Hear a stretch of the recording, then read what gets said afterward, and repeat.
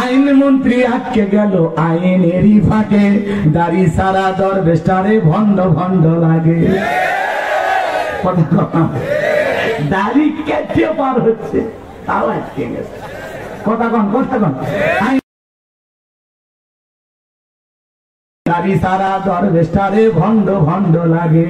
শুনেছি ভাই কত নেতা নেত্রী খাইতেছে ভাই ডান্ডা, বিচারপতি কালামানিকের ফাটিয়েছে নাকি আন্ডা। এটা আমার খবর না, মিডিয়ার খবর। কথা কন ঠিক কিনা? পলকেরও ঝলক গেল, পলকেরও ঝলক গেল, থামিয়ে নেটের চাকা, ওদের সারা দেশটা বড় লাগে ফাঁকা ফাঁকা। কোথায় গেল সংসদেতে মমতাজের গান, কোথায় গেল হযরত বলা স্বামী মুসলমান, কোথায় গেল? খেলা হবে, খেলা হবে। আজকে মাঠ পড়ে আছে কিন্তু খেলোয়াড় নাই। কোথায় গান রাগ করতেছেন আপনারা? কোথায় গেল আরাফাত আর ব্যারিস্টার সুমন, কথা বলার সময় এরা করে নিউজম। এখন ব্যারিস্টার সুমন কান্দে, আদালতে কান্দে, আবার বাহিরে বের হয়ে হাসতেছে। অভিনয় কম করো প্রিয়, তোদের অভিনয় জাতি বুঝে গেছে। কথা বল। আল্লামা সাইদি হুজুরকে ফাঁসি দেওয়ার পিছনে এদের সহযোগী ছিল। এই মানিক মৃত্যুদণ্ডের রায় দিয়েছিল, আজকে মানিক কলার পাতে ঘুম পারে। এখন অবস্থা দেখো, যারা গর্ত করেছে নিজের গর্তে নিজেই পড়েছে। এজন্য জুলুম করে কেউ চিরস্থায়ী টিকে থাকতে পারে না। যারা জুলুম করেছিল আজকে তারা পরাজিত। কথা কম, রাগ করতেছেন? আমার ভাইয়ের জন্য খবরদার, কেউ যদি আপনাকে গালি দেয় আপনি সালাম দেবেন, কেউ খারাপ ভাষা করলে আপনি ভালো ভাষায় কথা বলবেন যে ভাই আপনার মনে হয় মাথা গরম, মেজাজ মনে হয় ঠিক নাই, ঠিক আছে পরে কথা হবে। কথাকে বোঝা গেল? এরপরে আপনি পায়ে পাড়া দিয়ে কারোর সাথে ঝগড়া করবেন না। আবার খবরদার, খবরদার, কেউ বাজে ব্যবহার করলেও আপনি ভালো ব্যবহার করে বুঝে দেবেন যে মুসলমানের ব্যবহার তোমার মতো হয় না, মুমিনের ব্যবহার তোমার মতো হয় না। খাঁটি আল্লাহর বান্দা যারা বিনয়ী হবে তারা উগ্র হবে না, অভদ্র হবে না, অসভ্য হবে না, বেহায়া হবে না। তারা হবে নম্র, ভদ্র, বিনয়ী। তারা মানুষকে শুধু ভালোবাসাই দেবে, কাউকে ব্যথা দিতে জানে না। কথা বলে ঠিক কি না? কি আমার কথায় কষ্ট হচ্ছে আপনাদের? দেখেন, ইহুদিকে যদি ওই জায়গায় 2-3টে থাপ্পড় মারতো রাসূল, কালেমা পড়তো? শুধু একটু ব্যবহার, সুন্দর ব্যবহার উপহার দিয়েছেন, কাঁধে হাত বুলায় বলছেন আর কোনোদিন পেশাব করুন। মুহূর্তের মধ্যে একটা মানুষ পরিবর্তন হয়ে গেছে। সুবহানাল্লাহ। তাহলে রাসূলের ব্যবহারটা কত সুন্দর। আর আমরা কেউ গালি দিলে 14 গোষ্ঠী তুলে, আমরা আবার 28 গোষ্ঠী তুলে গালি দিই। কথা কোন ঠিক কি না? আরে ভাই, মাঝে মাঝে গালি দিবে গেলে ঘরে বউকে তো সাথ দিবে, মানুষকে তো দূরের কথা। কথা কোন ঠিক কি না? এরকম হওয়া যাবে না। আমরা কাউকে গালি দেব না। গালি দেওয়া জায়েজ না হারাম? অশ্লীল কথা বলা, গালমন্দ করা জায়েজ না হারাম? গালি দেওয়া কবিরা গুনাহ। আমরা মানুষকে কেন গালি দেব? আমরা ভালোবাসা দেব। পারবো তো ইনশাআল্লাহ। আমার ভাইয়েরা হৃদয়ের কান পেতে কথাগুলো শোনেন। বিশ্বনবী কেমন সুপার কোয়ালিটির মহামানব ছিলেন। মক্কা বিজয়ের দিন এক বৃদ্ধ নারী কুজ হেলে গেছে, চলতেছিল পথ, টকলা বহন করে যাইতে পারে না। আমার নবী বলে, মা তুমি কই যাও? বলে, জানো না আব্দুল্লাহ এতিম, আব্দুল্লাহর এতিম পুত্র মুহাম্মদ আজকে মক্কা নগরীতে হামলা করবে, রক্তপাতের ঘটনা ঘটবে, এইজন্য আমি ভয়ে গুহায় গিয়ে আশ্রয় নিতেছি। আমার নবী বলে, মা যাইতে আপনার কষ্ট হবে, আমার কাছে যান।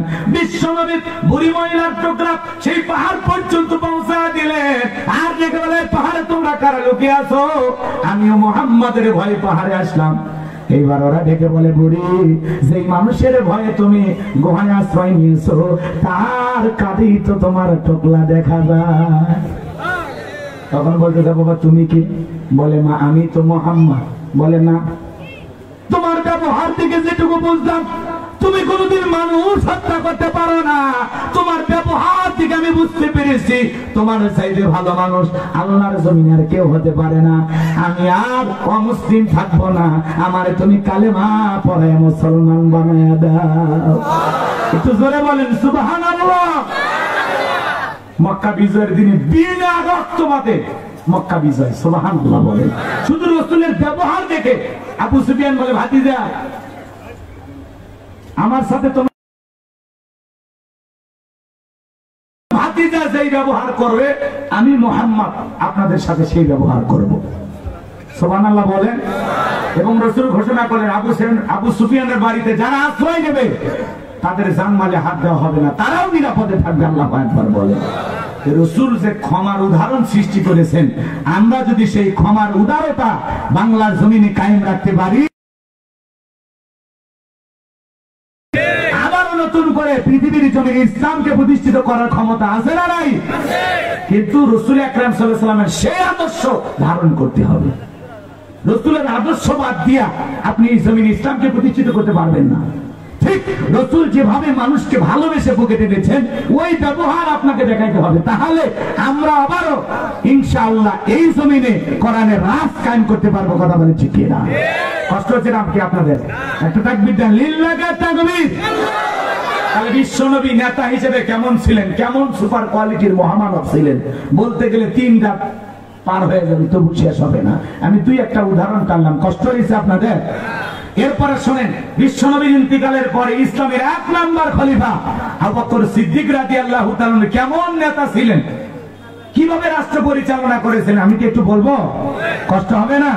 তাকবীর দেন, লিল্লাহি তাকবীর। আমার ভাইয়েরা, বিশ্বনবীর ইন্তেকালের পরে মাত্র 2 বছর 3 মাস 17 দিন ক্ষমতায় ছিলেন হযরত আবু বকর সিদ্দিক রাদিয়াল্লাহু তাআলা। হযরত আবু বকর সিদ্দিক রাদিয়াল্লাহু তাআলা খলিফার দায়িত্ব পাওয়ার পরে 4টি ঈদের রাত পেয়েছিলেন। একদিন ঈদের রাত্রিতে মসজিদে নববীতে সমস্ত সাহাবায়ে কেরাম বের হয়ে চলে গেছে। সবাই বের হয়ে গেলেও মসজিদে নববীতে একজন আছেন, তার নাম কি? হযরত আবু বকর সিদ্দিক রাদিয়াল্লাহু তাআলা সিজদায় লুটিয়ে বললেন, চোখের পানি ছেড়ে দিয়ে কান্না করতে লাগলেন। আর দেখে বলে, আল্লাহ আগামী কালকে ঈদ হবে, কার বাড়িতে খাবার আছে কার বাড়িতে খাবার নাই আমি জানি না। ও আল্লাহ, আগামী কালকে আমার জনপদের মধ্যে ঈদের আনন্দ সবার ঘরে ঘরে ছড়িয়ে দাও, সবাই যেন শান্তিতে ঈদ উদযাপন করতে পারে। নেতা কারে বলে? জনগণের কল্যাণ কামনা করে ঈদের রাত্রিতে জনগণের জন্য দোয়া করে, এর নাম হলো আদর্শ নেতা, ইসলামিক নেতা। বলেন আল্লাহু আকবার। আর আমাদের নেতা ঈদের আগে বিদেশে যায় মার্কেট করার জন্য। কথা কোন ঠিক না? আমার ভাইরা গভীর মনোযোগ দিয়ে শুনবেন। হযরত আবু বকর দোয়া করলেন, মসজিদে নববী থেকে বের হয়ে যখন বাড়িতে আসবেন, প্রিয়তম স্ত্রীর সাথে সালাম বিনিময় হয়ে গেল। স্ত্রী ডেকে বলে, ও আমার স্বামী, আগামী কালকে ঈদ হবে, কই ভালো বাজার, কই ভালো খাবার, কই ভালো পোশাক। ডেকে বলে, বিবি রে, যেই নেতা এখনো জানতে পারে নাই কার ঘরে খাবার আছে কার ঘরে খাবার নাই, সেই নেতার বাড়িতে এত ঈদের আনন্দ করার কোনো প্রয়োজন নাই। চিৎকার মেরে বলেন আল্লাহু আকবার। হযরত আবু বকর সিদ্দিক রাদিয়াল্লাহু তাআলা প্রিয়তমা স্ত্রী কিছু জপাটা খেজুর একটা টুকলার ভিতরে বেঁধে স্বামীর হাতে দিলেন। আর দেখে বলে, স্বামী এগুলো কোথাও বিক্রি করে হলেও ভালো খাবার আর পোশাকের ব্যবস্থা করেন।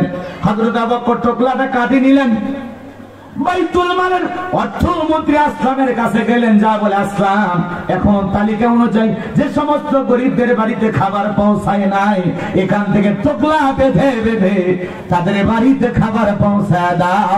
চিৎকার মেরে বলুন সুবহানাল্লাহ। নেতা কারে বলে? নিজের বাড়ির খাবার নিয়ে যায় জনগণকে খাওয়ায় দেয়। বলেন আল্লাহু আকবার। আর আমরা সমাজের নেতা পাই, জনগণের খাবার নেতা কাইয়া খায়। কথা বল না কেন? অনেকে বলতেছেন হুজুর কাইরে খানে খায়, রাগ করতেছেন বুঝে আপনাদের। জনগণ কি খায় ওরা খবর নেয় না। ওরা খায় চাইনিজ, ফ্রাই, কাবাব, তেহেরি, বিহেরি, বিরিয়ানি, দেশি বিদেশি কত আইটেমের খাবার খায়। কথা বলেন ঠিক কিনা? আর এমন জনগণ আছে ডাস্টবিনের খাবার কুকুরের সাথে ভাগ করে খায়। একটা নারী 200 টাকা 500 টাকার বিনিময়ে তার সতীত্ব বিক্রি করে পেটের খাবার জোগায়। এরপরে ওরা চাপাবাজ বড় বড় কথা বলে। রাগ করছেন? আজও আছে না নাই? গরিব দুঃখী মানুষ আছে না নাই? গরিবদের দুঃখ নিয়ে, ইমোশন নিয়ে রাজনীতি করে, কিন্তু গরিবদের ভাগ্যের উন্নয়ন করার জন্য তেমন কোন কাজ করে। আমার ভাইয়েরা গভীর মনোযোগ দিয়ে শুনবেন। আমি যে কথা বলতে চাচ্ছিলাম, হযরত আবু বকর সিদ্দিক রাদিয়াল্লাহু তাআলা আনহু। বন্ধুগণ আমার হৃদয়ের কান পেতে কথাগুলো শুনবেন। হযরত আবু বকর সিদ্দিক রাদিয়াল্লাহু তাআলা আনহু কেমন নেতা ছিলেন? একদিন আসর নামাজ পড়ার পরে তাকায় দেখেন একটা বৃদ্ধা নারী হেঁটে যায়, মহিলাকে সালাম দিলেন, মহিলা থেমে গেল, ডেকে বলে বুড়ি মা কই যাবেন? বলে বাবা ওই যে ঝুপড়ি ঘর দেখা যায় ওই ঘরে আমি বসবাস করি। হযরত আবু বকর বুড়ি মহিলার টোকলা কাঁধে নিলেন, ইসলামের 1 নাম্বার খলিফা বুড়ি মহিলার ঘর পর্যন্ত টোকলা পৌঁছায়া দিয়া জিজ্ঞাসা করে মা এই দুনিয়ার জমিনে আপনার কে কে আছে? বুড়ি চোখের পানি ছেড়ে দিয়া কেঁদে বলে বাবা এই দুনিয়াতে আমার স্বামী নাই, সন্তান নাই, আল্লাহ ছাড়া এই অভাগীর আর কেউ নাই। হযরত আবু বকর ডেকে বলে মা কিভাবে আপনার দিনকাল যায়? আপনি খাবার কোথায় পান? ডেকে বলে বাবা মানুষের দাঁড়ে দাঁড়ে চাই, মানুষ যতটুকু যায় ততটুকু খেয়ে আমি আমার দিনটাকে পার করে দেই। হযরত আবু বকর ডেকে বলে মা আর কারো দুয়ারে হাত পাততে হবে না, আমি আপনার সন্তানের মতো আগামীকাল থেকে 3 বেলা আপনার বাড়িতে আমি খাবার পৌঁছায় দেব। বুড়ি মহিলা ডেকে বলে বাবা তুমি কেন আমার এত বড় উপকার করবা? বলে ডেকে বলে মা আপনার সন্তান থাকলে কি উপকার করতো না? অনেক আগে আপনার খবর নেওয়া উচিত, খবর নিতে পারি নাই, আপনি আমাকে মাফ করে দেন, আগামীকাল থেকে আর কারো দুয়ারে হাত পাতবেন না, আমি 3 বেলা আপনার বাড়িতে খাবার পৌঁছায় দেব। চিৎকার মেরে বলেন মারহাবা। হযরত আবু বকর সিদ্দিক রাদিয়াল্লাহু তাআলা নিয়মিত খাবার পৌঁছায় দিতে লাগলেন। একদিন বৃদ্ধা মহিলা অসুস্থ, প্রচন্ড জ্বর, পাতলা পায়খানা করেছেন। হযরত আবু বকর বলে বুড়ি মা দরজা খোলো। বুড়ি মহিলা বলে বাবা আজকে আমি দরজা খুলবো না, আমার প্রচন্ড জ্বর এসেছে, আমি পাতলা পায়খানা করেছি, ঘরের ভিতরে দুর্গন্ধ, তুমি প্রবেশ করতে পারবা না। হযরত আবু বকর ডেকে বলে মা আপনি অসুস্থ, খাবার না গ্রহণ করলে আরো বেশি অসুস্থ হয়ে যাবেন মা, দয়া করে দরজা খোলেন মা। বারবার যখন মা মা বলে চিৎকার মারে বুড়ি মহিলা দরজা না খুলে থাকতে পারলেন না। আবু বকরের জন্য যখন দরজা খুলে দিলেন হযরত আবু বকর খাবার হাতের মধ্যে দিয়া বলে মা এই খাবারটা গ্রহণ করেন, আর আপনার পায়খানা ময়লা মাখা কাপড়গুলো আমি ঝরনার পানি থেকে পরিষ্কার করে এনে দিই। সরে বলেন মারহাবা। এমন আদর্শ বর্তমানে কোন মেম্বারের পাওয়া যাবে? বড় নেতাদের বাদি দিলাম, কথা কোন ঠিক না? এজন্য বাজান গো আমার বড় বড় কথা বলা যায় কিন্তু কাজে বাস্তবায়ন করা সম্ভব নয়। ইসলামের 1 নাম্বার খলিফা আবু বকর কেমন নেতা ছিলেন? বুড়ি মহিলা না খায় তাকে তার বাড়িতে খাবার নিজে দিয়ে আসে। সুবহানাল্লাহ বল। এরকম দরদি পাওয়া যাবে? কথা বলেন এরকম দরদি পাওয়া যাবে? এইবার শোনেন, আমি কষ্ট দিচ্ছি আপনাদেরকে মনে হয়। হযরত আবু বকর সিদ্দিক রাদিয়াল্লাহু তাআলা নিয়মিত খাবার পৌঁছায় দেন। হযরত উমরের বাড়িতে একটু ভালো খাবার, তার মধ্যে খাওয়া দাওয়া করার পরে একটু বেঁচে গেছে, খাবার কি হয়েছে? বেঁচে গেছে। তো চিন্তা করলে দেখি তো পাশে কোনো দুঃখী মানুষ আছে কিনা, একটু দিই। সাহাবায়ে কেরামদের মন মানসিকতা কেমন ছিল? আমরা তো এখন বেঁচে গেলে ফ্রিজে ঢুকে, প্রতিবেশী না খায় থাকলো না খাইছে কিনা ওই খবর আমাদের নাই। কথা বলে না কেন? আমরা খালি আদর্শের বয়ান শুনি কিন্তু ওইভাবে তো চলি না। আশেপাশে 2-4 জন বাড়ি ঘর থাকলে তাদের একটু খোঁজ খবর নেওয়া দরকার আছে না, ওরা খাইছে না না খেয়ে আছে, বিশেষ করে যারা দুর্বল অভাবগ্রস্ত একটু খবর নেওয়া দরকার আছে না নাই? তো হযরত ওমর ফারুক তখনও খলিফা হন নাই, তিনি খাবার টানে ঘুরতেছেন, কয়েকজন যুবককে দেখতেছেন, ওদেরকে বলতেছেন এই তোমাদের জানা মতে এলাকায় কোনো গরিব মানুষ আছে? তখন বলছে ওই যে ঘরটা দেখা যায় ওখানে একটা বৃদ্ধা নারী থাকে, তারে খাবার দিলে সে গ্রহণ করতে পারে। হযরত ওমর ফারুক বুড়ি মহিলাকে ডাক দিলেন যে মা আমার কাছে কিছু খাবার আছে আপনি নেন।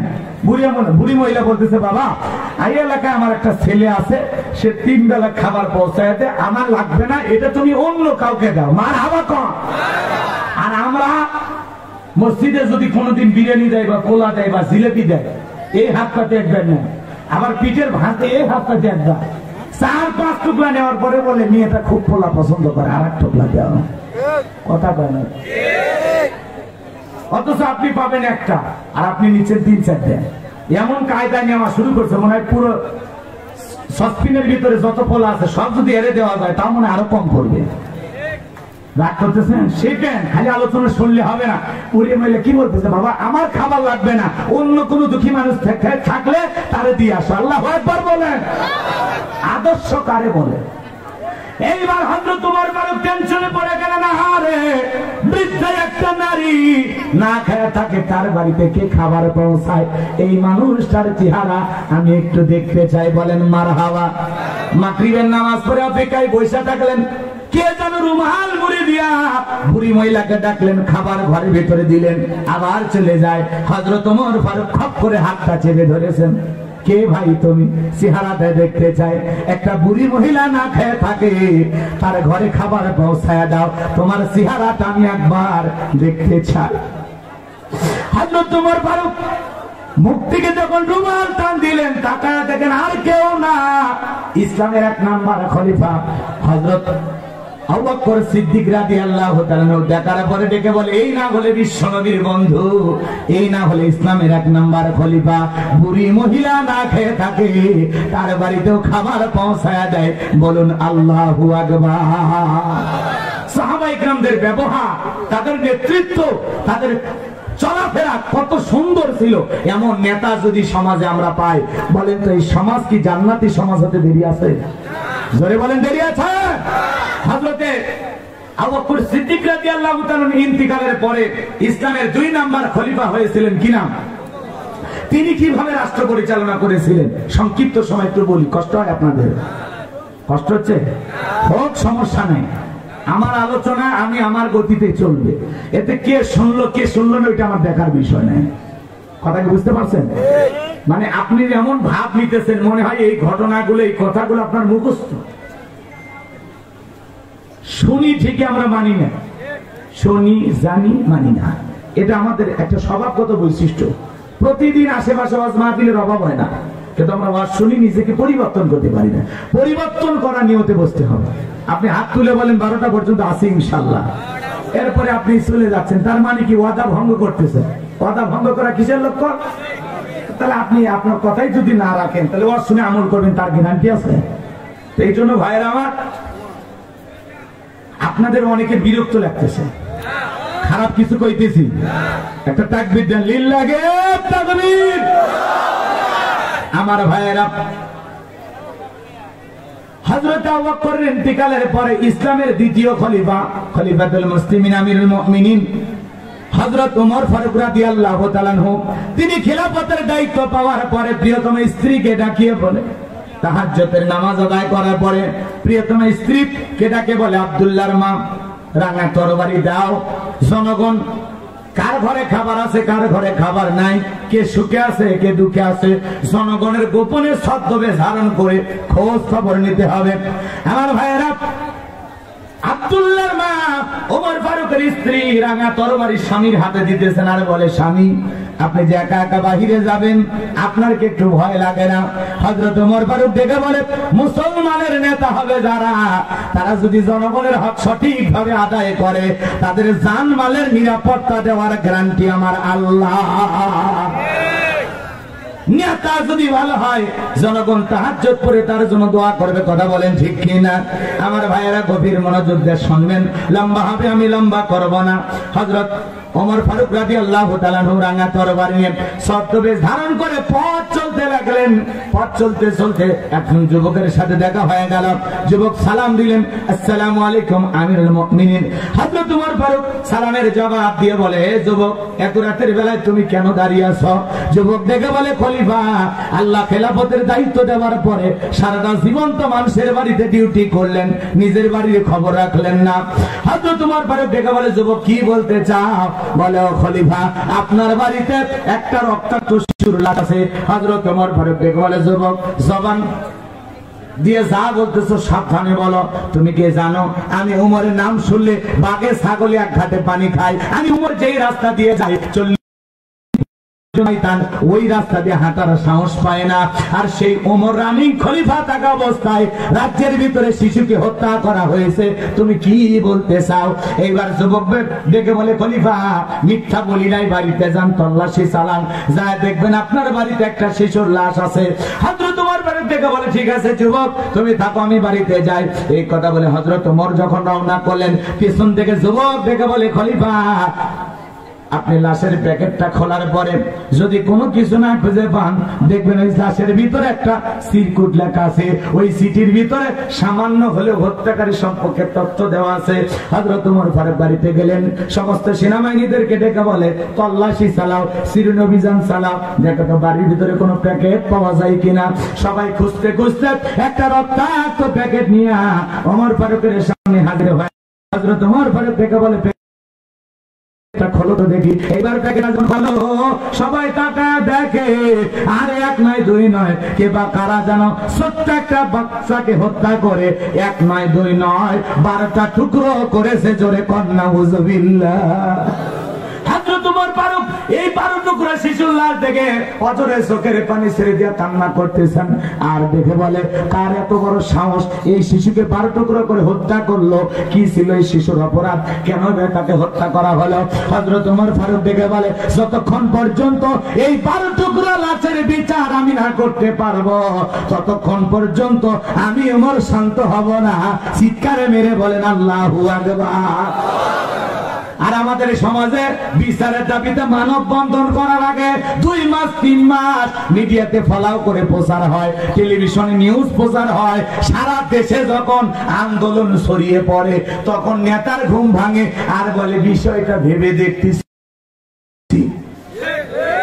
কথা বল না কেন? ধান খেতে মানুষের অজ্ঞাত লাশ পাওয়া যায়, পানির ট্যাঙ্কিতে লাশ পাওয়া যায়, নদীর ভিতরে লাশ পাওয়া যায়। কারা হত্যা করলো, কেন হত্যা করলো, এদেশে সঠিকভাবে বিচার করা হয় না। যদি সঠিকভাবে বিচার করা হতো এই দেশে এই হত্যাকাণ্ডের ঘটনা ঘটতো।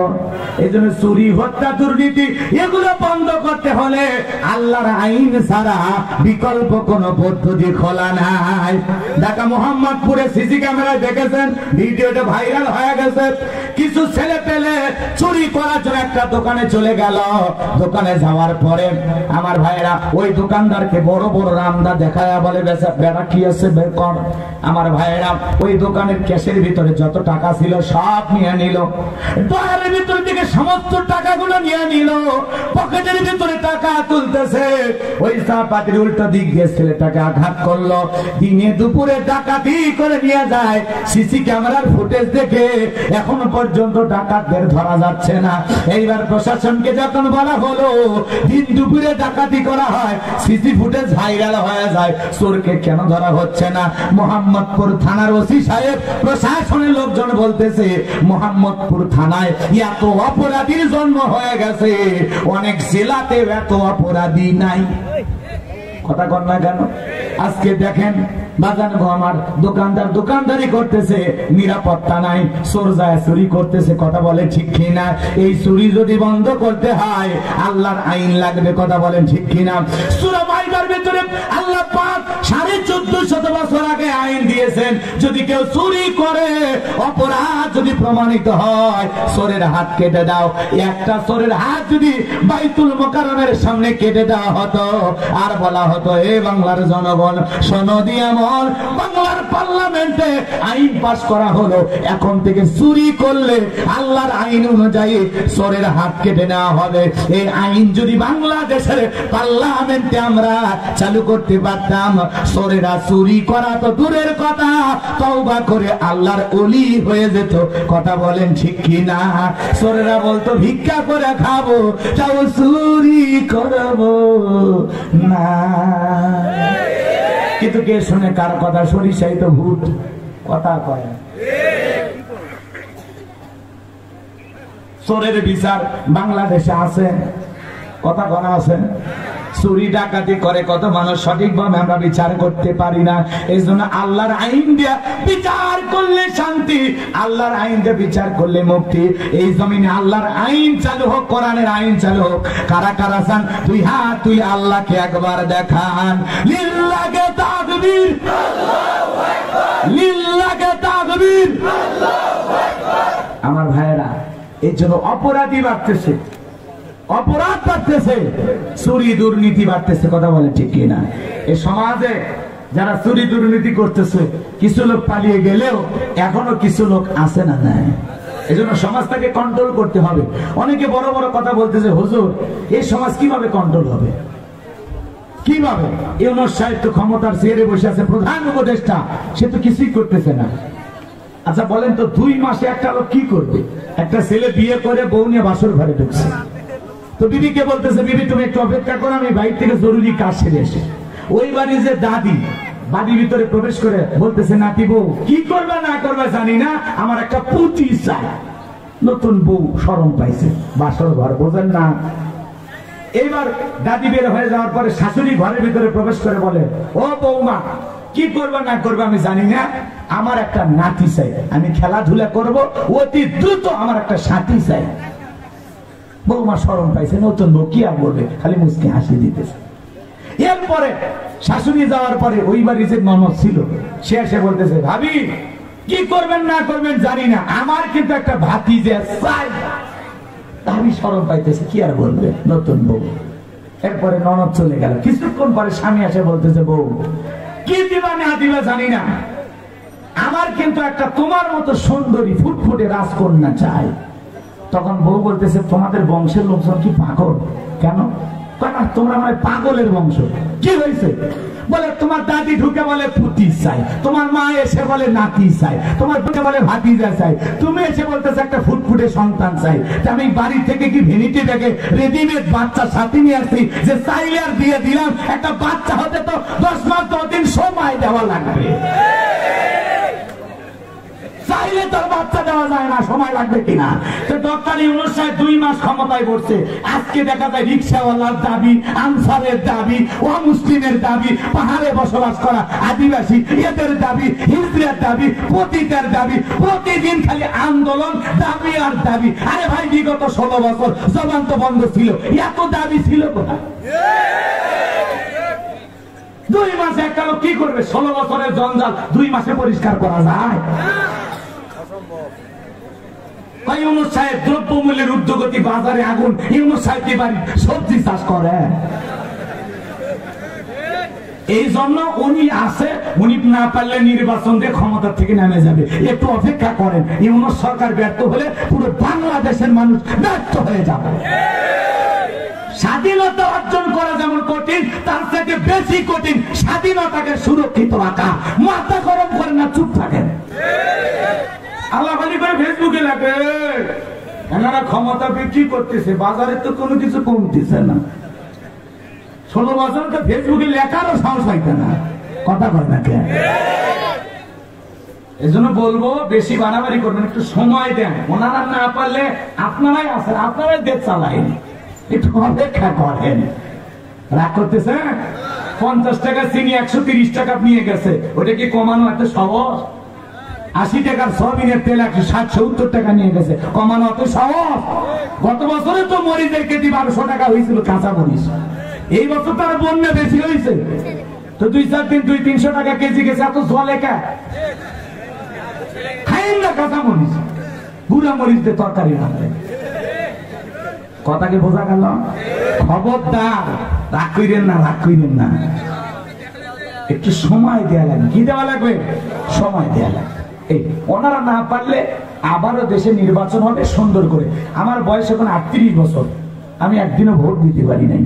কথা কয় না, কারণ দিনের ভোট রাতে। কথা কয় না, ওই যে এক চাচার গল্প শুনছেন না?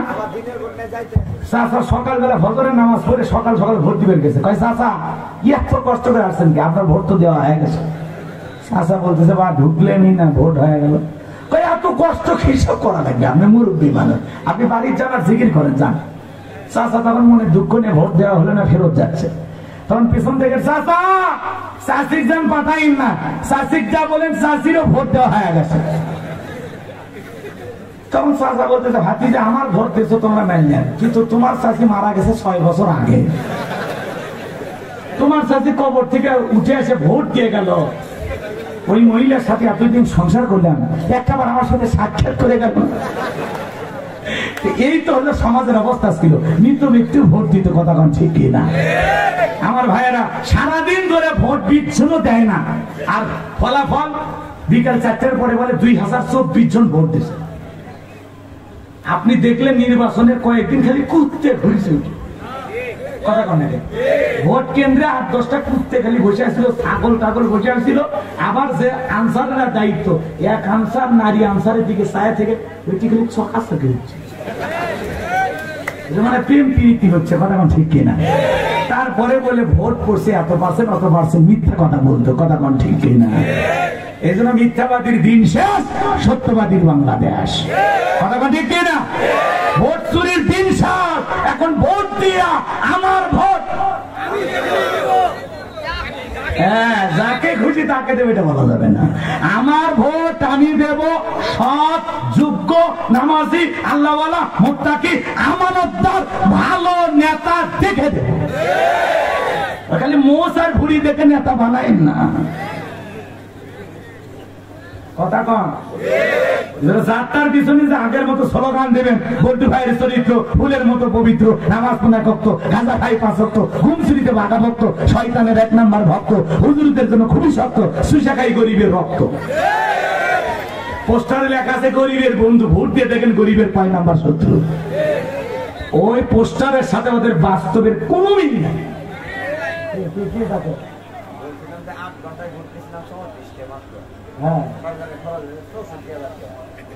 দেখছেন এই যে সাক্ষী আছে, 8 ঘন্টায় ভোট নিয়েছে 34টা, খরচ হয়েছে 65,000 টাকা, আর ভোট পাইছে 34টা। আর পরে বিকেল বেলা কয়টা হয়েছে না ঘোষণা দেওয়ার সময়, না ঘোষণা দেওয়ার সময় বেশি ভোট। কথা কয় না কেন? আমার এলাকায় সারাদিনে ভোট 10-12টা পড়েনি, পরে বলতেছে 1633টা। কি কয় রে? এরকম ওরা মিথ্যাবাদী ছিল। কথা কন ঠিক কিনা? এই নির্বাচন করে কয়েক হাজার কোটি টাকা নষ্ট হয়ে গেছে। কথা ঠিক কিনা? আচ্ছা, এই কথাগুলো বলাতে অনেকে মন খারাপ করছে নাকি কন? এটা এই দেশের চলমান পরিস্থিতি, এই চলমান পরিস্থিতি নিয়ে কথা বলতে হবে। বর্তমান প্রেক্ষাপট নিয়ে আপনাদেরকে 2-1 মিনিট কথা বলি, এগুলোতে মন খারাপ করবেন না। আগামীতে আমরা এই সমাজে ন্যায় বিচার যেন কায়েম হয়, ভালো মানুষ যেন এই দেশের সরকার হয়, সেই ব্যাপারে আমরা চোখ কান খোলা রাখবো ইনশাআল্লাহ। এই দেশকে আল্লাহ ইসলামের জন্য কবুল করুন। আর একটু জোরে বলুন আমিন। আমরা আর অশান্তি চাই না, মারামারি চাই না, রক্তপাত চাই না, হানাহানি চাই না, অস্ত্রের ঝনঝনানি দেখতে চাই না, পিস্তলের রাজনীতি, রামদায়ের রাজনীতি আর দেখতে চাই না। কথা বলে ঠিক না? ওই জোরজার মূল্য তার পালকি যার বউ তার, ওই দিন শেষ। এখন নতুন বাংলাদেশ প্রতিষ্ঠিত করতে হবে। আল্লাহ কবুল করেন, জোরে বলেন আমিন। আমার ভাইয়েরা গভীর মনোযোগ দিয়ে শোনেন। হযরত ওমর ফারুক রাদিয়াল্লাহু তাআলা বলেন, যতক্ষণ না পর্যন্ত এই শিশু হত্যাকাণ্ডের বিচার না করতে পারবো, ততক্ষণ পর্যন্ত আমি ওমর শান্ত হব না। দেখো তো প্যাকেটের ভিতরে কোনো কিছু পাওয়া যায় কিনা। এইবার প্যাকেটের ভিতরে পাওয়া গেল একখানা চিঠি। ওই চিঠির ভিতরে 2টা কথা লেখা আছে। 1 নাম্বার হলো পবিত্র কুরআনুল কারীমের একটা আয়াতের অংশ, সূরা মায়দার 44 নম্বর আয়াতের শেষের অংশ, আমাল্লাম ইয়াহকুম বিমা আনজালাল্লাহু ফাউলাইকা হুমুল কাফিরুন। আর একটু জোরে বলেন আল্লাহু আকবার। আমার ভাইয়েরা, আয়াতের অর্থ হলো যারা আল্লাহর বিধান মোতাবেক বিচার ফয়সালা করে না ওরা হলো কাফের। আল্লাহর বিধান দিয়ে যারা বিচার করে না ওরা কি? আর একটু জোরে বলেন কি? ওয়ামাল্লাম ইয়াহকুম বিমা আনজালাল্লাহু ফাউলাইকা হুমুজ জালিমুন। যারা আল্লাহর বিধান দিয়া, আল্লাহর কোরআনের আইন দিয়ে বিচার করে না ওরা হলো জালেম। ওরা কি? ওরা কি? ওয়ামাল্লাম ইয়াহকুম বিমা আনজালাল্লাহু ফাউলাইকা হুমুল ফাসিকুন। যারা আল্লাহর কোরআন দিয়ে বিচার কার্য পরিচালনা করে না ওরা হলো পাপাচারী, ওরা হলো ফাসিক। তাহলে 3টি কথা আল্লাহ বলেন। আল্লাহর কোরআন দিয়ে যারা বিচার করে না এরা কাফের। কথা কয় না? এরা জালেম, এরা ফাসিক। তাহলে আল্লাহর কোরআনের আইন দিয়া বিচার হওয়ার দরকার আছে না? না। আল্লাহর কোরআনের আইন প্রতিষ্ঠিত করতে পারলেই শান্তি। আলা লাহুল খলক ওয়াল আমর, সৃষ্টি যার, আইন চলবে সে আল্লাহর কথা বলে, ঠিক কি না? লিল্লাহি তাকবীর। হযরত ওমর ফারুক ডেকে বলেন, তো এই শিশু হত্যাকাণ্ডের সাথে যারা জড়িত কোন আসামি খুঁজে পাওয়া যায় কিনা? চতুর্দিকে খোঁজা হলো, কোথাও কোনো আসামি খুঁজে পাওয়া যাচ্ছে না। হযরত ওমর ফারুক টেনশনে পড়ে গেলেন, কি করা যায়? সিটির 2 নাম্বার লাইনে লেখা আছে, খলিফা আপনি যদি আসামি খুঁজে না পান, আপনার বাড়ি যে দাসী আছে ওই দাসীকে জিজ্ঞাসা করবেন, সে সামান্য হলে আপনাকে তথ্য দিতে পারবে। এইবার হযরত ওমর ফারুক দাসীকে জিজ্ঞাসাবাদ করলেন, ও দাসী, এই লাশের প্যাকেট সম্পর্কে তুমি কি জানো? দাসী থেকে বলে, খলিফাতুল মুসলিমিন আমিরুল মুমিনিন, আমি একদিন তো মিথ্যা কথা বলবো না। ও খলিফাতুল মুসলিমিন আমিরুল মুমিনিন, আপনি ভালো করে শোনেন। আপনি যখন বাড়ির বাইরে যান, প্রত্যেক দিনের মতো আমি দরজা লাগানোর জন্য, গেটটা বন্ধ করার জন্য যাই। আমি সেদিন দরজা বন্ধ করতে গিয়ে তাকায় দেখি এমন একটা সুন্দরী মহিলা, হুরে মদিনা বললেও ভুল হবে না, এত সুন্দরী মেয়ে কোনোদিন আমি চোখে দেখি নাই। সেই মেয়েটা প্যাকেটটা নিয়ে বাড়ির ভিতরে ঢুকলো, বাড়ির ভিতরে ঢুকে লাশের প্যাকেটটা রাইখে মেয়েটা চলে গেল। মেয়েটার পেছনে আমি ফলো করলাম, মেয়েটার পেছনে আমি কিছু দূর পথ চলতে লাগলাম। তাকায় দেখি ওই যে জঙ্গল দেখা যায়, ওই জঙ্গলের ভিতরে একটা ছোট্ট ছোট্ট ঘর আছে, ওই ঘরের ভিতরে মেয়েটা প্রবেশ করেছে। আমি এতটুকু জানি, আপনি যদি লাশের হত্যাকাণ্ডের সঠিক তথ্য পেতে চান, বিচার করতে চান, তাহলে অবশ্যই ওই মেয়েটাকে জিজ্ঞাসা করলে ওই মেয়েটা আপনাকে সঠিক তথ্য দিতে পারবে। দাসীর কাছ থেকে এই জবানবন্দি শোনার পরে আমিরুল মুমিনিন বিশাল বড় একটা বাহিনী নিয়ে ওই বাড়ির চতুর্দিকে ঘেরাও করলেন। দরজায় যা নক করতেছেন, বাড়ির ভিতরে কি আছো, দরজা খোলো। ভিতর থেকে আওয়াজ আসে, আপনি কে? আমিরুল মুমিনিন জবাব দিয়ে বলেন, আমি খলিফাতুল মুসলিমিন আমিরুল মুমিনিন হযরত ওমর, তোমার বাড়ির দরজায় দাঁড়ায় আছি, দরজা খুলে দাও। ওমরের নাম শোনার পরে কলিজায় পানি নাই শুকে গেছে।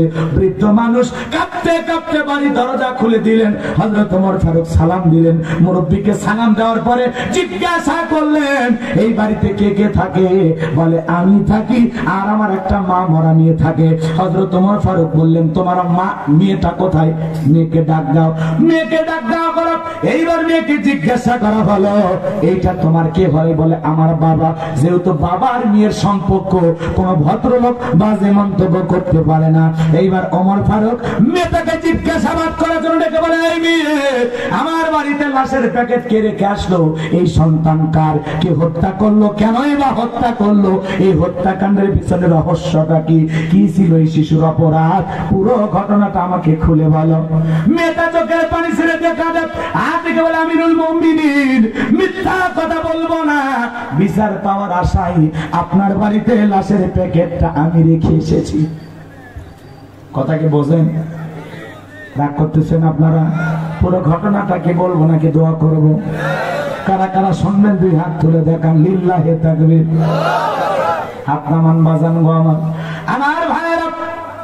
হযরত ওমর ফারুক রাদিয়াল্লাহু তাআলা ডেকে বলে, মহিলা তাড়াতাড়ি করে বলো, এই সন্তান কার? কেন তাকে হত্যা করা হলো?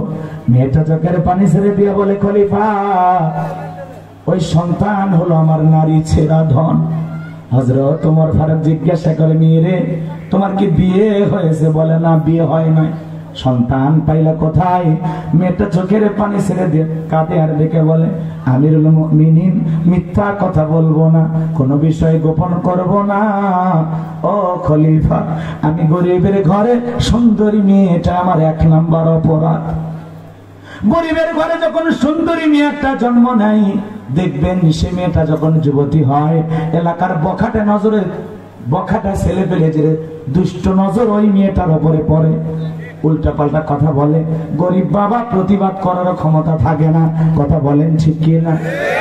গরিব বাবা যদি প্রতিবাদ করার জন্য সাহস নিয়ে বাইরে বের হয়, তখন মুরব্বীকে ডেকে বলে, এই চাচা, মেয়েকে একটু ইফটিজিং করছি, 2টা কথা বলেছি, সঙ্গী চলেছে একা পথে, সঙ্গী হলে তো কি তাতে? এটা বলাতে আপনি রাগ করছেন। বেশি বাড়াবাড়ি করলে আপনার মেয়েকে তুলে নিয়ে যাব, কিছু বলার থাকে। এই সমাজে কিন্তু মানুষের জানমালের নিরাপত্তা নাই। কথা বলেন ঠিক কি না? শত শত মেয়ে দর্শনের শিকার হয়েছে বিগত বছরগুলোতে। সর্বোচ্চ পর্যায়ে নারীরা ক্ষমতায় ছিল, তারপরে ধর্ষণ মুক্ত বাংলাদেশ উপহার দিতে পারেনি। ধর্ষণ বন্ধ হবে তখন আল্লাহর কোরআনের আইন দিয়া ধর্ষকের বিচার করা হবে। যখন আল্লাহর আইনের কথা বললে তো আপনাদের ভালোই লাগে না। অনেকে বলে, না না, সেই 1500 বছরের পুরাতন আইন দিয়ে চলবে। আল্লাহর আইন ওদের কাছে ব্যাকডেট মনে হয়। ওরা লন্ডন আমেরিকার আইন দিয়া সমাজ রাষ্ট্র পরিচালনা করে। মনে রাখবেন, মানুষের তৈরি করে আইন দিয়া কিয়ামত পর্যন্ত কঠিন কালেও 1 ইঞ্চি মাটি থেকেও শান্তি প্রতিষ্ঠিত করতে পারবে না। শান্তি আসবে তখন আল্লাহর কোরআনের আইন দিয়া এই সমাজ চলবে তখন। সৌদি আরবে যান, হাজী সাহেব হজ করেন, আর এসে বলবে আরে আজান হলো, কোটি কোটি টাকার স্বর্ণের দোকান ফেলায় নামাজে গেল, কেউ একটা স্বর্ণ নেই না। কথা কন। আল্লাহ আমারে নিছিল ওযুখানায়, কত মোবাইল পড়ে থাকে, নেওয়ার কথা মনে থাকে না। হাত দিবেন? কথা কন। হাত দিবেন? হাজি ভয়ে হাত দেয় না, কারণ যদি একবার বোঝে যে বাংলাদেশ থেকে মোবাইল চুরি করছে, হাত কেটে দেবে। কথা কন ঠিক কিনা? ওই ভয়ে মোবাইল পরে থাকে, টাকার বান্ডিল পরে থাকে, স্বর্ণ পরে থাকে, কেউ দেয় না। যারা পরিষ্কার করে পরিচ্ছন্ন করে ওরাই নিয়ে যায় রেখে দেয়, সন্ধান হলে দিয়ে দেয়। কি দেশ! আল্লাহু আকবার বলেন। শুধু 2-1টা আইন আছে, সব আইন তো নাই, কারণ সৌদি আরবে এখন সিনেমা হল চালু আছে। কথা কয় না? ওই দেশে এখন মদের বৈধতা দেওয়া হচ্ছে, বিদেশি পর্যটকদের জন্য মদ খাওয়া যায়। নাউজুবিল্লাহ। কোন তো টাকা যখন হচ্ছে, পৃথিবী যত উন্নত হচ্ছে, পাপও তখন সব জায়গায় ছড়িয়ে যাচ্ছে। এমনকি সৌদি আরবের মতো দেশেও গানের কনসার্ট হয়। নাউজুবিল্লাহ বলবেন? এটা দুঃখজনক না? একটা পবিত্র ভূমি মক্কা মদিনা, সেই জায়গায় যদি গান বাজনা হয়, নাইট ক্লাব হয়, সিনেমা হল হয়, এর সাথে দুঃখ আর নাই। কারণ যে শাসক আছে এরা দুনিয়া লোভী। কথা কন। এরা খাঁটি আল্লাহর গোলাম না, রাসূলের রেখে যাওয়া সেই আদর্শ ওদের ভিতরে নাই। কথা বলে ঠিক কিনা? রাগ করেন না আমার ভাইয়েরা, গভীর মনোযোগ দিয়ে কথাগুলো বোঝার চেষ্টা করবেন। দেখে বলে খলিফা আমার 1 নাম্বার অপরাধ, আমি গরিবের ঘরের সুন্দরী মেয়ে। এজন্য যুবক যারা আসছো, তোমাদের পায়ে হাত ধরে বলে যায়, খবরদার কোন মা বোন যদি রাস্তা দিয়ে হেঁটে যায়, বাঁকা চোখে তাকাবা না, মন্দ কিছু বলবা না। কথা বলেন না কেন? দুষ্ট পোলাপান যুবক আছে, মহিলা রাস্তা দিয়ে গেলে জিনিস গেল আছে না নাই? তোমার বোনের চলে যাওয়ার সময় এই কথাটা আর একটা যুবক যদি বলতো, তোমার কাছে কেমন লাগতো? কথা কয় না কেন? এক সাহাবী রাসূলের কাছে এসে বলতেছেন, তখনই কালেমা পড়েন, হুজুর আমি মুসলমান হব, সত্য একটা, আমাকে জিনা করার অনুমতি দেওয়া লাগবে, আমি এই নেশা ছাড়তে পারবো না। কথা কয় না? সাহাবা ইকরাম মনে মনে খেপতেছে, মারবে। রাসূল আসো, তুমি আমার কাছে আসো, আসো আমার কাছে আসো। রাসূলের কাছে বসলেন, বসার পরে বলতেছে, শোনো, তোমার ঘরের মা আসছে না? বলে হ্যাঁ আছে, বোন আছে, ফুফু আছে, খালা আছে। তখন বলতেছে, তোমার খালার সাথে যদি কেউ জিনা করে তুমি কি করবা? কি করো? তাকে মেরে ফেলে দেব। আল্লাহ রাসূল তখন বলতেছে, তোমার খালা যদি তোমার বোনের সাথে করে অবশ্যই মেরে ফেলে দেব, মা মেরে ফেলে দেব। প্রত্যেকটা কথাই যখন বলে না এটা মেরে দেব না, তাকে আমি মেরে ফেলে দেব। তখন আল্লাহ রাসূল বলতেছে, তুমি যার সাথে এই জিনা করতে চাচ্ছ সেও কারো না কারো মা, কারো না কারো বোন। কথা কয় না কেন? কারো না কারো খালা, কারো না কারো ফুফু। এই কথাটা যখন বললেন সাহাবী, দেখেন মুহূর্তের মধ্যে পরিবর্তন হয়ে যায়। বলতেছে, হুজুর আমি লজ্জিত, আমি যে প্রস্তাব আপনাকে দিয়েছি ফেরায় নিলাম। যতদিন আমি বেঁচে থাকবো কোন নারীর দিকে বাঁকা চোখে তাকাবো না, আর এই অবৈধ অনুমতি আপনার কাছে আমি চাই না। চিৎকার মেরে বলেন আল্লাহু আকবার। রাস্তাতে একটা মেয়ে যায় আর তুমি বলতেছো মাল গেল রে। তোমার বোনকে যদি এই কথা বলে কেউ সহ্য করবা না? তাহলে তুমি কেন বলতেছো? হে যুবক, মুসলিম যুবক, তোমার জবান দিয়া কিভাবে এগুলো উল্টাপাল্টা কথা বের হয়? আল্লাহ বলেন, কুল্লিল মুমিনিনা ইয়াগুদ্দু মিন আবসারিহিম, মুমিন পুরুষের দৃষ্টি থাকবে নিচের দিকে। কোন মহিলা ব্যাপারটাই যদি চলেও যায়, ভুল করে যদি নজরটা পড়েও যায়, সঙ্গে সঙ্গে দৃষ্টি ফেরায় নাও। কারণ প্রথম ওয়া দেখায় অনিচ্ছাকৃত ভাবে দেখা জায়েজ আছে, কিন্তু ইচ্ছাকৃত ভাবে কোন মহিলার দিকে তাকানো জায়েজ নাই। এই কথাগুলো তো মাথায় ঢুকবে না। সারা রাত ইউটিউব ইন্টারনেট ঘাটাঘাটি করে, মেসেঞ্জারে চ্যাটিং করে, বান্ধবীর সাথে কথা না বললে ওর ঘুম হয় না। কথা কয় না? সারা রাত মোবাইলে সেটিং করে, এরকম যুবক আছে না নাই? তবে জামালপুরের ছেলে পেলে অবশ্য এত খারাপ না, এরা ভালো, এরা তাহাজ্জুদ পড়ে সারা রাত, সারা রাত মোবাইলে সেটিং করে। হ্যালো জান, খাইছো কি করো? মেয়ে রাগ করে বলে আমি আজকে ভাতই খাবো না। তখন বলে তুমি না খাইলে আমিও খাবো না। নিজের মা খাইছে কিনা খবর নেয় না, বাবা খাইছে কিনা খবর নেয় না, প্রেমিকা বান্ধবী না খাইলে ওই দুষ্ট যুবকের মুখে খাবার ওঠে না। এরকম হাইব্রিড যুবক আছে না নাই? কি যে পাইছে মোবাইল, এই মোবাইলের নেশা যুব সমাজকে পাগল বানাইল। কথা কম, মোবাইলের ওজন কম, কিন্তু এই মোবাইলের দ্বারা পাপের ওজন অনেক বেশি। কথা কয় না ভাই? রুমের দরজা লাগাইয়া ঘরের ভিতরে একে একা মোবাইলে কি দেখো? যুবক, একটা জিনিস খেয়াল রাখবে, তুমি যা করতেছো সব আল্লাহ দেখতেছেন। সবকে দেখতেছে। যুবক পরিবর্তন হয়ে যায়। তোমাদের পায়ে হাত দিয়ে অনুরোধ করি, খবরদার মোবাইলের মাধ্যমে অশ্লীল গান বাজনা, অশ্লীল কথাবার্তা কারোর সাথে বলা যাবে। আল্লাহ যুব সমাজকে কবুল করুন। জোরে বলুন আমি। বিরক্ত হয়েছেন আমার কথা? হ্যাঁ যুবক, বিরক্ত হয়েছ? তাহলে মোবাইল আর এমবি তুলে উল্টা পাল্টা ভিডিও দেখো না। ওলামা ইকরামদের ওয়াজ শুনবা, ইসলামী সঙ্গীত শুনবা, মনে থাকবে। তুমি যার লাগিয়া এমবি ভরো তার তো বাটন ফোন, কেমন করে বুঝবে রে সে, কেমন করে বুঝবে রে সে ডিজিটাল তোর মন। তুমি যার লাগিয়া এমবি ভরো তার তো বাটন ফোন, মেসেজ দিলে সেন্ড করে না, দেয় না তো রিপ্লাই, ভিডিও কলে বলবা কথা ক্যামেরা তার নাই রে, ক্যামেরা তার নাই। ডিজিটাল এই যুগ জামানায়, ডিজিটাল এই যুগ জামানায় অ্যানালগ তার মন। তুমি যার লাগিয়া এমবি ভরো তার তো বাটন ফোন। যুবক নাই তা বলবো না, রাগ করছো তোমরা? প্রেম প্রীতি ভালোবাসা বিয়ের আগে নয়, মনের মধ্যে রাখো তুমি পরকালের ভয় রে, আল্লাহ তাআলার ভয়। গানের ভিতরে শিক্ষা আছে না নাই? প্রেম প্রীতি ভালোবাসা বিয়ের আগে নয়, মনের মধ্যে রাখো তুমি পরকালের ভয় রে, আল্লাহ তাআলার ভয়। তবে তুমি মুক্তি পাবা, তবে তুমি মুক্তি পাবা দোজখের আগুন। তুমি যার লাগিয়া এমবি ভরো তার তো বাটন ফোন। কি কথা ঠিক আছে? হে যুবক, বিয়ের আগে কোনো অবৈধ প্রেম ভালোবাসা করা যাবে না। পিতা মাতা পছন্দ করে বিয়ে দেবে যেখানে বরকত আছে, মুরব্বীদের দোয়া আছে যেখানে কল্যাণ আছে, একা একা মাতবাড়ি করে বিয়ে করো না। কথা কয় না? পিচ্ছি বলাবান 20 বছর বয়স হয়নি, বাড়িতে সে বলে আব্বা উত্তর পাড়া লাকিকে আমি কথা দিয়েছি, রাজি থাকলে 1 সাবুন না হলে 2 সাবুন। পিতা মাতা রাজি হয় না, পালিয়ে যা, বিয়ে করে 3 মাস পরে ভালোবাসা সব জানলা ভেঙে ফেলে যায়। এরকম আছে না নাই? যুবক, কারা কারা বিয়ে করনি, মা বাবার পছন্দের মেয়েকে বিয়ে করবে? হাত তোলো দেখি শোনা। ওরে কলিজে অনেক পাত্র এলাকায়, মাশাআল্লাহ। আর আমরা মেয়ে বিয়ে দেব, পাত্র খুঁজে পাই না। পিতা মাতার পছন্দের মেয়েকে বিবাহ করবো তো ইনশাআল্লাহ। আল্লাহ কবুল করেন, যারা বলো না আমি। তাহলে পিতা মাতার দোয়া নিয়ে, মুরব্বীদের দোয়া নিয়ে নতুন জীবন শুরু করবা ইনশাআল্লাহ। আল্লাহ কবুল করেন, জোরে বলেন আমি। আর একটু জোরে বলেন আমি। আমার ভাইয়েরা, হে যুবকের দল, আমি যে কথা বলতে যাচ্ছিলাম গভীর মনোযোগ দিয়ে শোনেন। নেতা দেখে বলে খলিফা আমার 1 নম্বর অপরাধ, আমি গরিবের ঘরের সুন্দরী নিয়ে, এলাকার কিছু বকাটা ছেলে আমাকে দেখতো, আজে বাজে কথা বলতো, আমি তাদের কথায় কর্ণপাত করতাম না।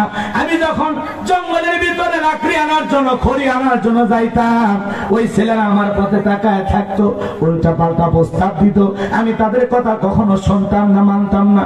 একদিন আমি যখন জঙ্গল থেকে খড়ি নিয়ে, লাকড়ি নিয়ে বাড়ির পথে রওনা করেছিলাম, ওরা ওর পেতেছিল আমি জানতাম না।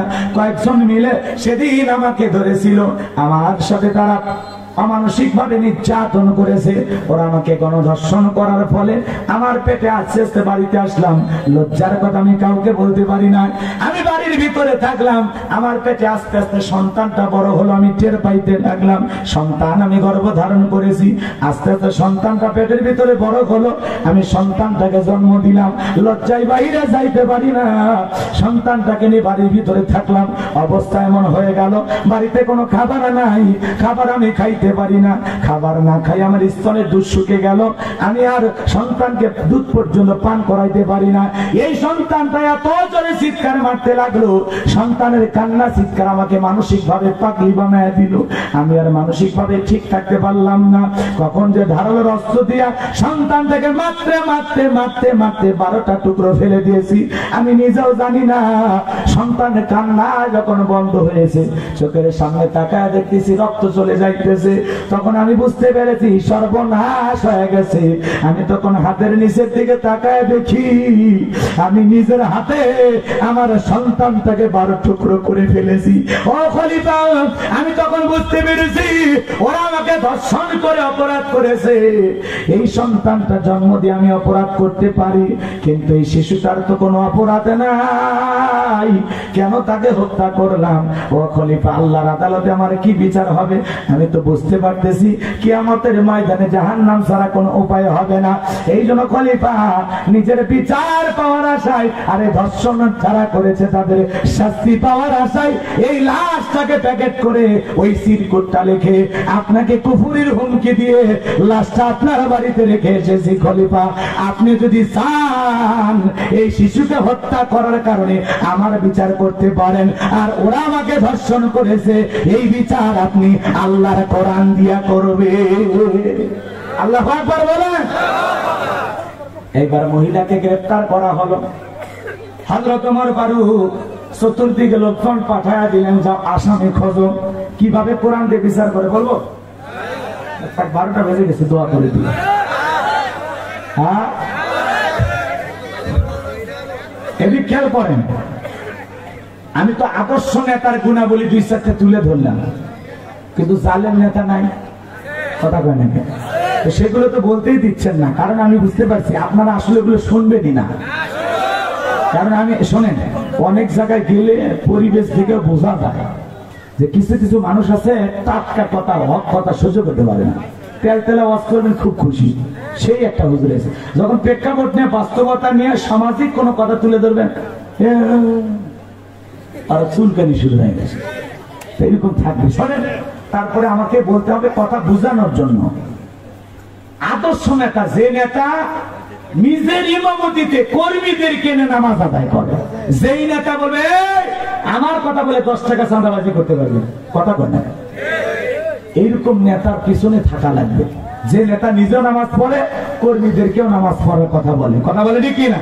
যে নেতা নিজেও দুর্নীতি করে না, কর্মীদেরকেও দুর্নীতি করতে দেয় না, আদর্শ নেতা। কিন্তু আপনি এমন এক নেতার পিছনে ওঠা বসা করেন, মনে করেন আমার গাইবান্ধার কথাই বলি। আমার গাইবান্ধার একটা নেতা আছে, ধরেন নেতার নাম ট্যাবলেট খান। কি খান? ট্যাবলেট খান। ওর কথাই গাইবান্ধা ওঠে আর বসে, পুরো গাইবান্ধা ওর ইশারায় চলে। এরকম নেতা ছিল না, এখন নাই, কমে গেছে। শোনেন, আবার জন্ম হতেও পারে, এদিক খেয়াল করেন। তো ওই এলাকার ওই নেতার যারা কেদার চেলা চামুন্ডা থাকে না আশেপাশে সহযোগীদের, এর একজনের নাম হলো রুবেল। এমনি উদাহরণ দিচ্ছি, এই জায়গায় রুবেল থাকলে আবার মাইন্ড করেন না। আচ্ছা, এদিক খেয়াল করেন। তো রুবেল যায়, দেখতেছে গাইবান্ধা শহরে এক জায়গায় 5 তলা বিল্ডিং হচ্ছে। 5 তলা? তখন বলেছে, চাচা বিল্ডিং তো ভালোই বানাইতেছেন, আমার বড় ভাইকে মিষ্টি খেতে দেবেন না? তখন পকেট থেকে 500 টাকা বের করে বলতেছে, যা তোমার বড় ভাইকে দিও। তখন আমার বড় ভাইকে চেনেন? আমার বড় ভাইয়ের নাম ট্যাবলেট খান, গাইবান্ধার সবচেয়ে বড় নেতা, যার কথায় থানার ওসি সাহেব দাঁড়ায় বলে ঠান্ডা খাবেন না গরম খাবেন। নিয়ে আপনি মানুষ চেনেন না? তখন বলছে, বাবা ভুল হয়ে গেছে। তাহলে কি? 5 লাখ। তালা কয়টা? 5টা। 5 লাখ হইলে বাড়ি উঠবে, না হলে উঠবে না। তখন বলতেছে, বাবা দেওয়াই লাগবে। দিতে হবে, না হলে বেশি বাড়াবাড়ি করে জমি দলিল আমাদের নামে হয়ে যাবে। এরকম জোর করে জমি কথা পান না কেন? হাউন আঙ্কেল জায়গা জমি সব জোর করে নিছে, কথা পান না কেন? পুলিশের আইজিবি কিনা বেঞ্জি বিঘেকে বিঘে জমি, বিঘেকে হাজার হাজার বিঘে জমির মালিক হয়। কেমনে হয়? সব জোর করে, কথা কন ঠিক না? মানুষকে পিস্তলের ভয় দেখায়া, নেতার ভয় দেখায়া, ক্রসফায়ার ভয় দেখায়া, কথা কম। শোনেন শোনেন, এইবার কি করছে জানেন? ওই মুরব্বী বলতেছে, বাবা যদি টাকা দেই তাহলে আমার লাভ, ভাড়াতে সমস্যা করলে আমরা ভাড়া তুলে দিব। সমস্যা নেই। ঠিক আছে বাবা, রবিবারের দিনে এসে ব্যাংক থেকে তুলে রাখবো। রবিবারের দিনে টাকা নিয়ে আসছে, ওই 5 লাখ টাকা নিয়ে ট্যাবলেট খানের সামনে হাজির। ট্যাবলেট খান বলতেছে, হে রুবেল এটা কি? 5 লাখ। 5 লাখ কই পাইলি? অমুক জায়গায় গাইবান্ধার বিলিং হচ্ছে, ওখান থেকে 5 লাখ আপনার নামে নিয়ে এসছে। সাবাস, তোর নাম যেন কি বললি? কয় রুবেল। এগুলো লাইলে রুবেল চলে, আজ থেকে তোর নাম বুলেট। কথা বলার আগে ছিদ্র করে দিলি, কথা কয় না। এজন্য দেখবেন ওগুলোর নাম কালু, বুলেট, কথা কয় না, পিস্তল, টাইগার, নাম সিংহ আছে না নাই? এক একটা নাম শয়তানের সেতু খারাপ, কথা কন ঠিক কি না? তা করতেছেন। তখন বলতেছে, ওখান থেকে 5 লাখের জায়গা থেকে 50,000 নিয়ে যা, আর অমুক হোটেলে যা, ওখানে তোর জন্য একটা নারী আছে, কথা কন না। যেই নেতা আপনাকে টেন্ডারবাজি শিখায়, চাঁদাবাজি শিখায়, ওই নেতাও জাহান্নামে, আপনিও জাহান্নামে। যেই নেতা আপনার হাতে অবৈধ পিস্তল তুলে দেয়, হোটেলে নারী দেয়, যেই নেতার কারণে আপনি নিরপরাধ মানুষকে হত্যা করেন, ইমাম মসজিদের বুকে গুলি চালান, নিরপরাধ মানুষকে ফাঁসির দড়িতে ঝুলান, ওই নেতাও জাহান্নামে, আপনিও জাহান্নামে।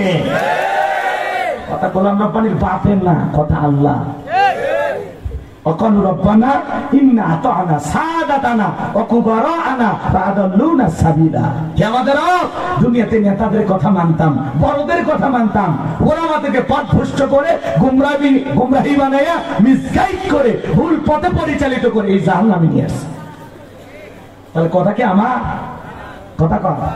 যে নেতা আপনার হাতে অবৈধ পিস্তল তুলে দেয়, তাহলে এমন নেতার চামচামি করা যাবে? এমন নেতার গোলামি করা যাবে? এমন নেতার সহযোগী হওয়া যাবে?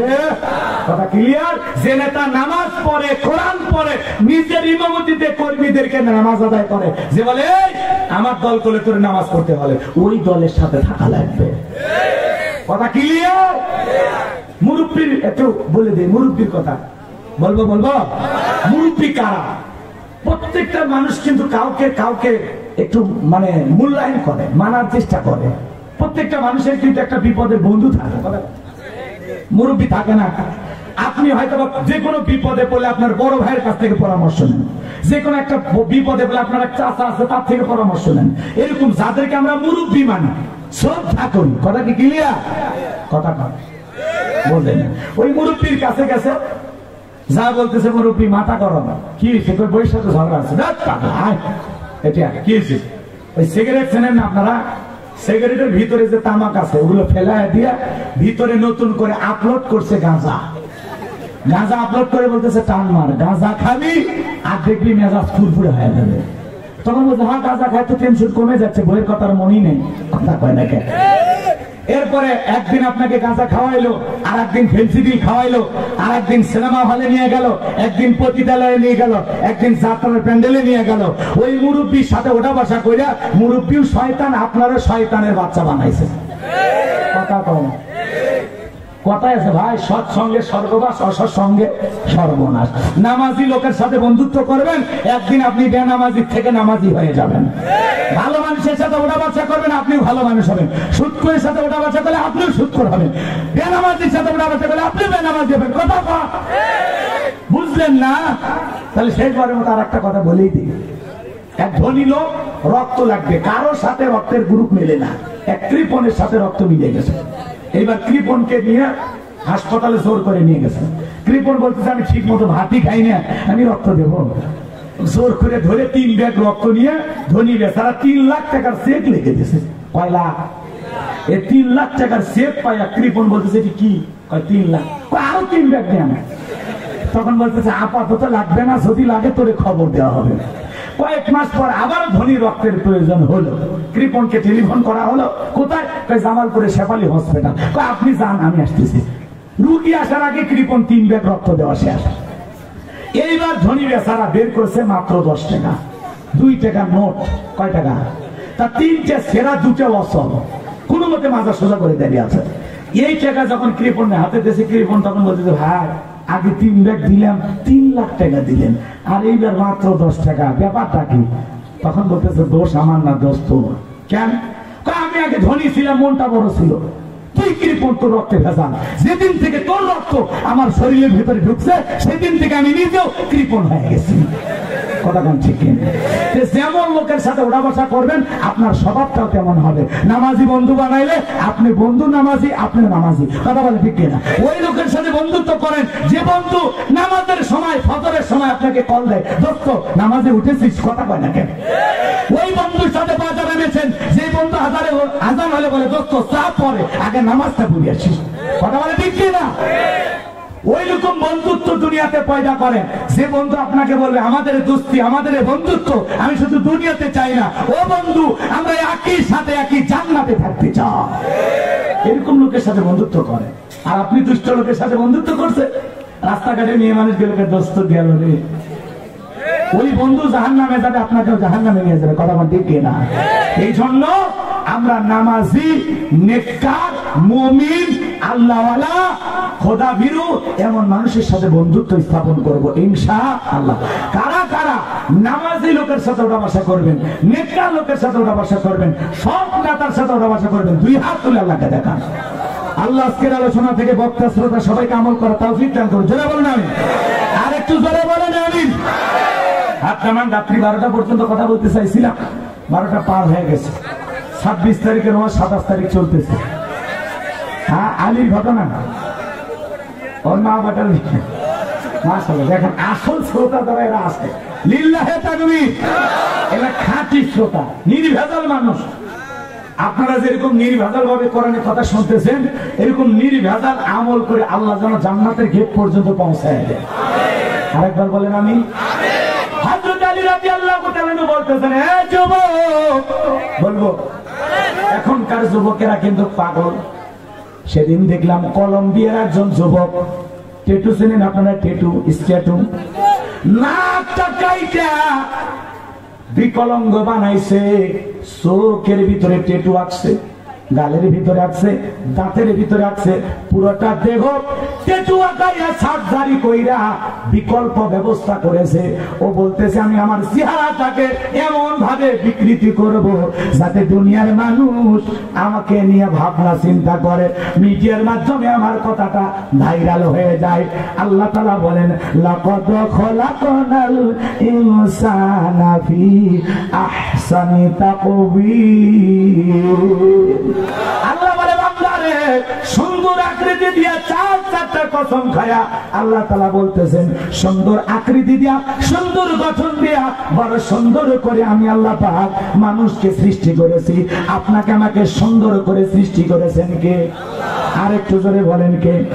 আমার ভাইরা, এই ছেলেটা টেটুর পিছনে এতটা পাগল, স্ট্যাটু চোখের ভিতরে পর্যন্ত আল্লাহর দেওয়া মনিবাদ দিয়া ওই জায়গায় কালো টেটু লাগাইছে। এই যে চোখের পাতার উপরে লাগাইছে, নাক এই জায়গায় কাটছে, দেখাই যাচ্ছে লাল রক্ত বের হয়ে আসছে। কতটা পাগল উন্মাদ এই ছেলেটা! বলতেছে আমি পৃথিবীবাসীকে দেখাবো চেহারা বিকৃতি কইরা, চেহারার বিভিন্ন জায়গায় টেটু আঁকছে। এই যে এত সুন্দর কান কাটে ফেলে দিছে, কেটে ফেলাতে এই জায়গায় টেটু বানাইছে, নাক কেটে টেটু বানাইছে, ঠোঁট কেটে টেটু বানাইছে। আহারি মানুষ রং তামাশা কারে বলে? যুবক, রং তামাশা কারে বলে? মুসলমান যুবক, স্ট্যাটু করা জায়েজ না হারাম? আরো জোরে বলেন, জায়েজ না হারাম? এগুলো কপালের মধ্যে লাগাইছে। এই ছেলেটাকে সবাই থেকে বলতেছে ছেলেটা মানসিক ভাবে পাগল। ও বলতেছে আমি পাগল না, আমি পাগল না, আমি ভালো।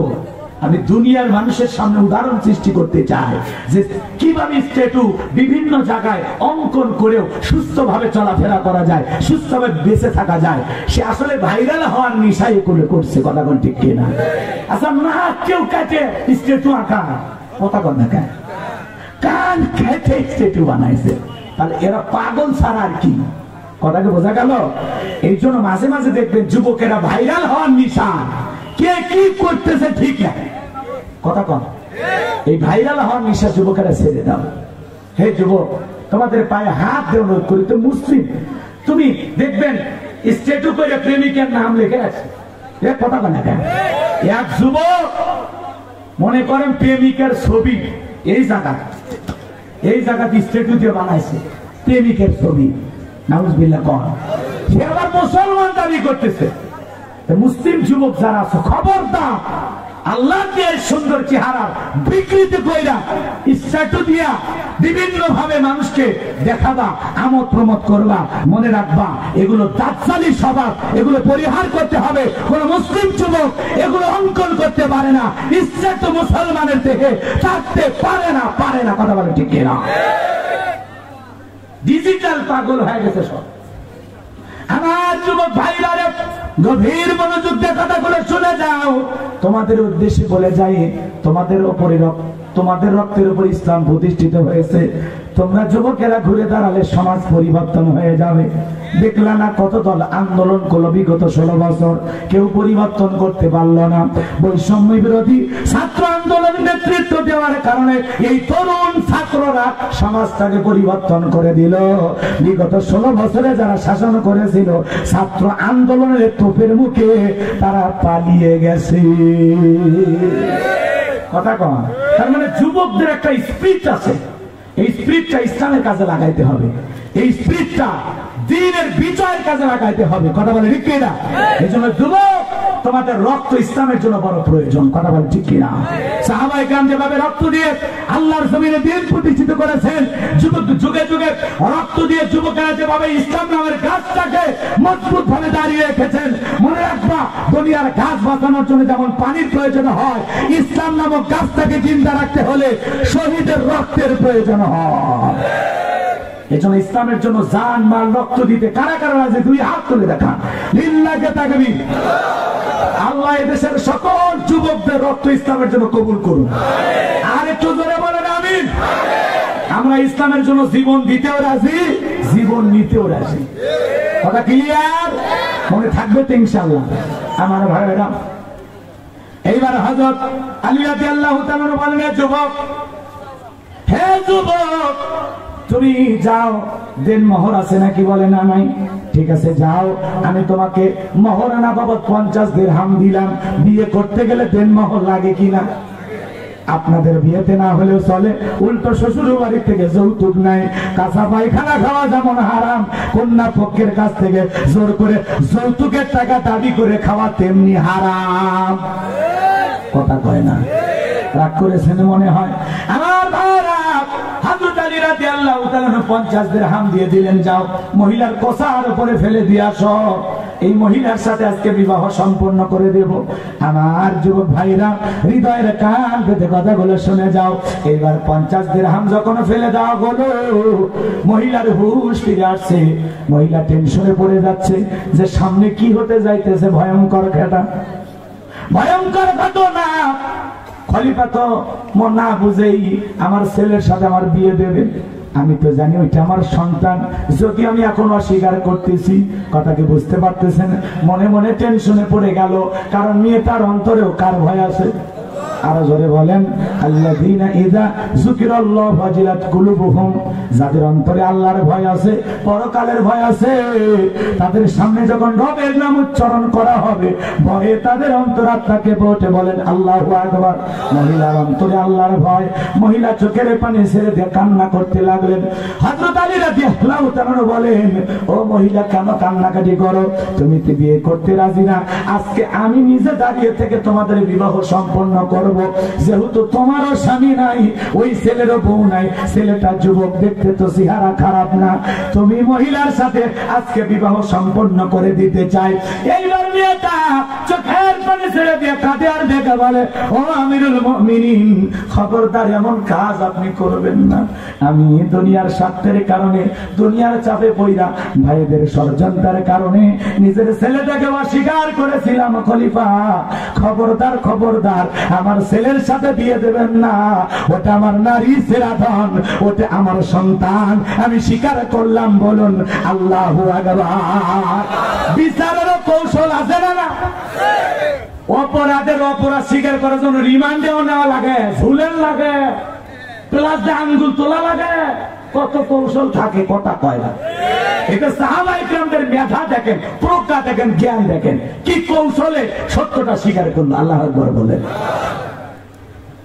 রাগ করছেন?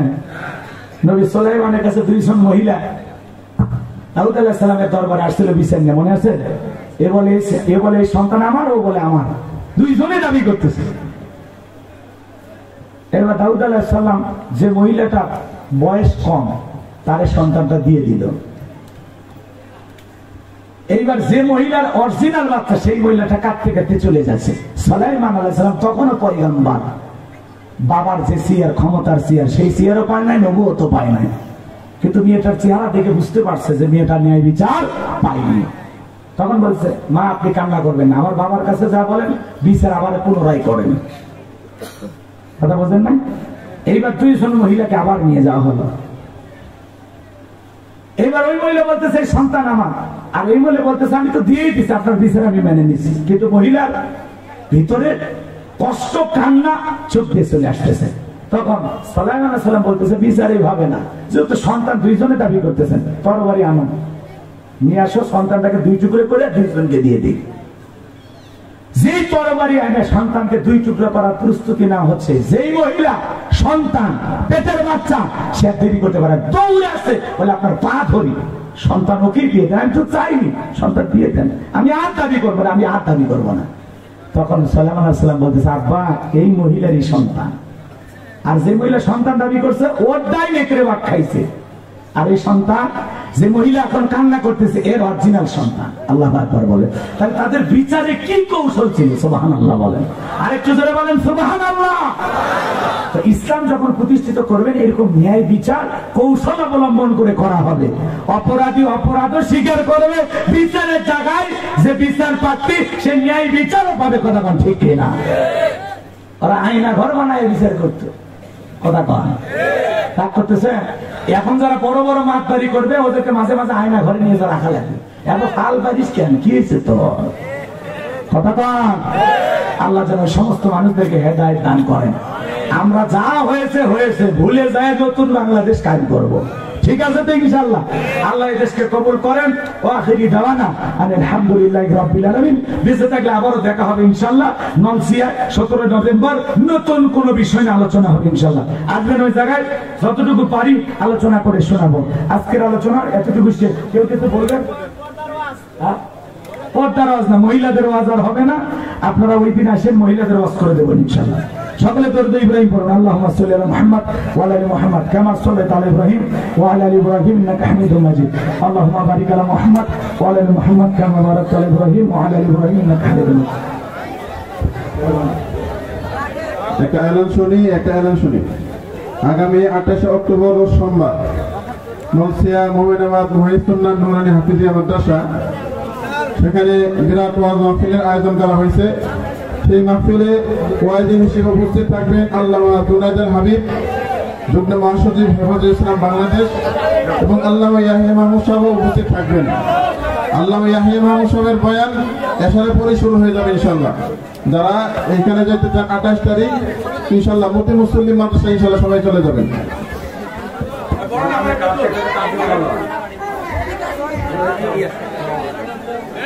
اللهم آمين. ربنا ظلمنا أنفسنا وإن لم تغفر لنا وترحمنا لنكونن من الخاسرين.